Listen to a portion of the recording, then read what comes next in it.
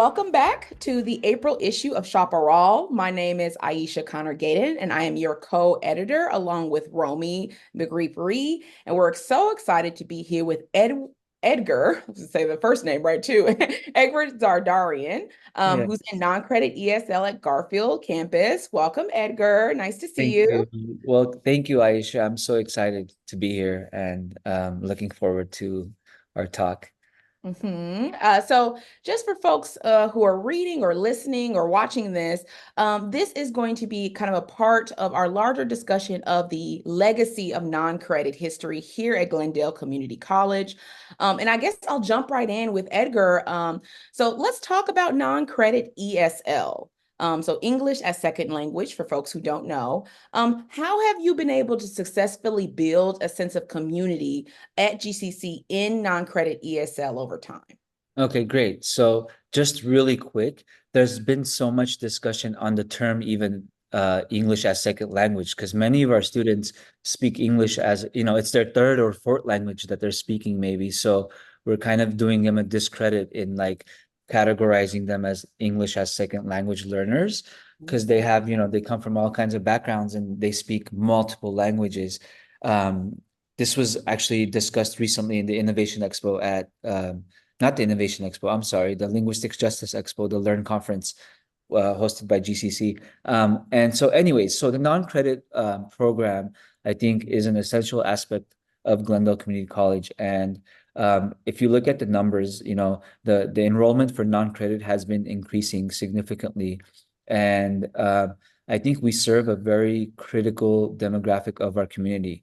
Many of our students are new to the country, coming from diverse range of educational, cultural, and social backgrounds. And, the students are literally just arriving to the country, maybe a month, 2 months, a week. I've had students that have been in the class in the country for a week, you know? Wow. And so I think the non-credit program at the Garfield campus, it's often the students' first experience with the community outside of like immediate family and friends. And, in keeping in mind our core values at GCC, I believe that the entire non-credit family um, goes above and beyond to harbor an environment on campus inclusive of diversity, equity, inclusion, and accessibility. Mhm. Across the board, our campus strives on to empower students through our educational programs, student services, and outreach. That's just, from the 2 years that I've been there. I've been, participating in and being involved in everything that's happening. And I can see that there's a huge effort from the administrators and the school, the directors to kind of create that environment and sense of belonging at the Garfield campus. I'm so sorry. There's like, I don't know. Welcome to Glendale. Um, so, and then, again, a lot of our leadership, Krista Raimundo, who does the outreach and retention coordinator on campus, she's hosted numerous events celebrating the diversity of our students. We've had the Dia de los Muertos, a Mexican holiday, which had a huge turnout. And there was Telokot Aztec dancers. There was all kinds of like activities for students to get involved in and learn about the Mexican culture. And then we've also had, other events like the Artsakh. During the Artsakh crisis, we've had multiple events on campus where we had like a safe space for students to kind of Mhm. gather together and kind of discuss what's going on. And then, I've also I myself and a lot of my colleagues have participated, Hoover Zarian, I think his last name is Zarian. He's done a lot of safe zone training at the Garfield campus, learn for us to kind of learn about the LGBTQ plus community and kind of like how we can kind of facilitate and address the needs of all our students, Mhm. and so we've had a lot of training on that as well, as far as understanding, the different genders, sexes, and cultures that all exist in harmony in one place, Mhm. and I just think that the Garfield campus does a great job in kind of ensuring all of that is kind of at the forefront of how we approach the students and kind of the program, the non-credit program and the instruction and the classroom and even, in the hallways and outside of the classroom as well. Yeah, I mean this is a, both campuses as a part of our larger district are always, like you said, keeping in mind not only our mission and values, but this idea of when you're interacting with students, interfacing with them, that's usually their first touch point, like you said, for a lot of people with America as a place, Mhm. right? So Mhm. first of all, we have this like national representation that we're giving someone. We have local in terms of Glendale and surrounding Los Angeles area. And then we have like this cultural, ethnic, gendered, all these different things that we're kind of providing in the context of education. And so Sure. you're having to kind of like think about all these different perspectives and, like you said, build community at all these different levels. And I think that's so interesting, especially because Garfield, like you said, is at that intersection of people coming in for the very first time, and Mhm. figuring out what American life will look like for them. And it's really our part in that to support students, at least in their educational Mhm. journey, vocational Mhm. journey in that way. Yeah. So speaking of that, and I want to get more into kind of the specifics of your role as an ESL instructor. So how do you see your part in this kind of legacy of not only building community, but like in the classroom, like you said, in between classrooms? How do you see yourself in the, 2 years plus that you've been here now? Okay. So again, another great question. So I was a first generation Armenian American, and my family moved here in the 90s, in the early 90s, in search of like opportunity and the American dream, quote unquote. Um, and I myself have attended Glendale Community College, prior to transferring to CSUN, where I received my bachelor's and my master's degree. And I remember very vividly my experiences at GCC, Mm. and receiving, a lot, talking to Dr. Meza and talking to Dr. Cortez, you know, I was in the first EOP bridge program, led Oh, by wow. Leader Okay, so 7, cool. yeah, transferring to CSUN. Yeah. So, Mhm. I mean, being an immigrant, I've personally faced many of the challenges that um, a lot of my students are kind of going through now.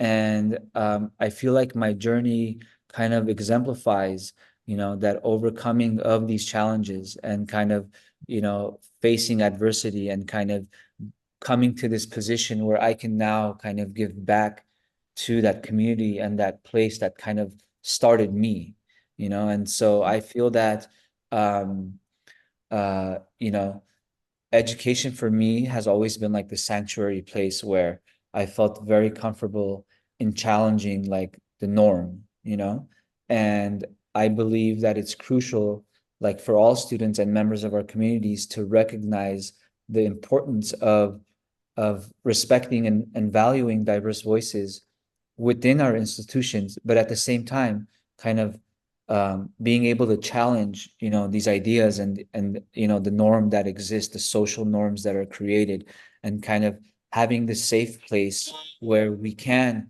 discuss these topics and not offend others and kind of make progress in transforming our own ideas and our own thinking.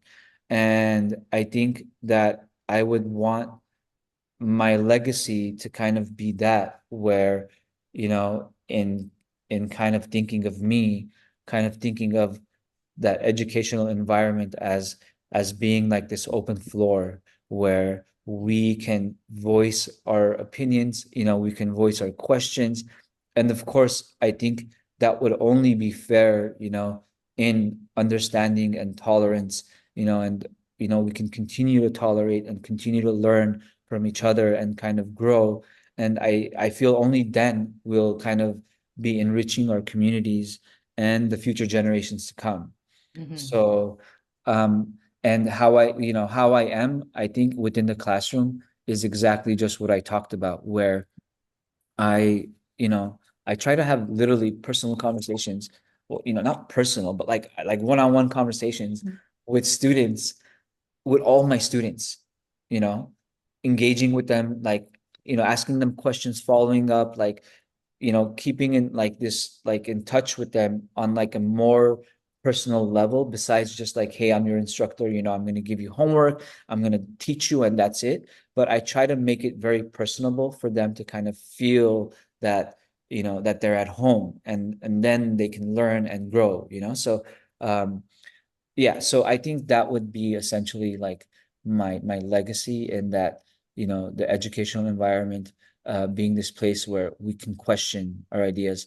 And Mhm. lastly, I'm sorry, one more thing is Yeah, of that course. I also do think that, education doesn't stop at the doors of our institutions, or it doesn't end in and out of our classroom, like, I think that we must continue to educate ourselves in life, and just always, learning from our experiences, and kind of learning from the life that we live, and not only learning in the classroom, but being able to learn and grow outside of the classroom as well.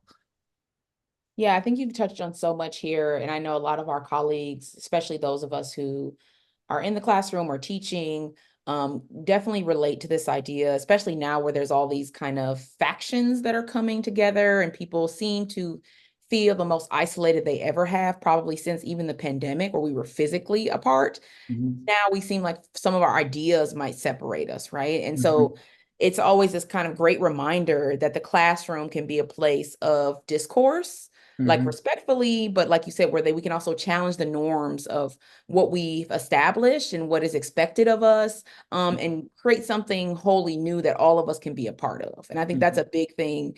And a lot of the places that I know in GCC, I've talked to so many other instructors too who have students kind of come in with a certain sense of where things will go or what they think, and then they leave with kind of this new perspective, or they've just learned something new about themselves from the Mhm. class and the readings and the conversations and the impact that has on them going forward. Like you said, outside of, once they leave GCC, once the class is over, whatever, they take that information and knowledge with them, which is really exciting.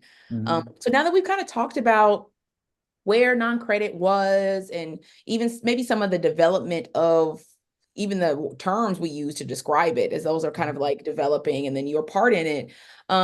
What is your vision for the future of non-credit ESL, both as an instructor but also like programmatically? What would you like to see at Glendale as you kind of continue to teach and interface with our students? hmm So just really quick, like, shout out to all the departments at Yeah. Garfield, like the counseling, the mental health counseling, the career counseling, like Mhm. every, like, I mentioned a few people that, were, involved in outreach or led a lot of the outreach, but it's always been like a very team, hands-on, like, involvement with everyone. Uh, Mhm. so, and then going back to your question, I think that, like, my vision for non-credit for the future, again, growing in this idea of inclusivity and kind of belonging, not to, like, make that secondary or whatever, because I feel like that's always at the front of what we're doing.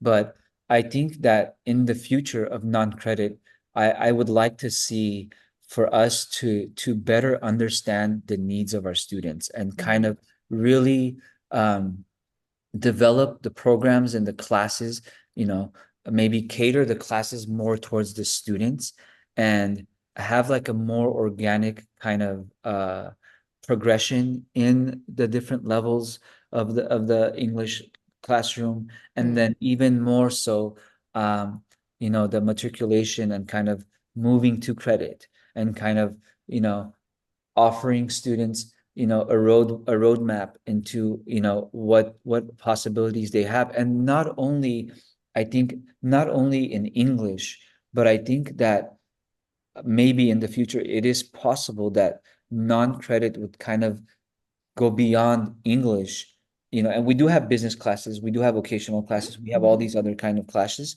but maybe even having, some of these more core subject classes, like, the art, the history, or, whatever other classes that do exist, like the, what is it called? Before your major classes, you take the prereqs, right? So having a lot of these prereqs also available in non-credit, let's say, for students to kind of, learn English, like, in a more contextualized way, through maybe something that they're, maybe they're an artist and that's their thing. And maybe if they take an art class, they can learn as much in English, and still be doing something that they like.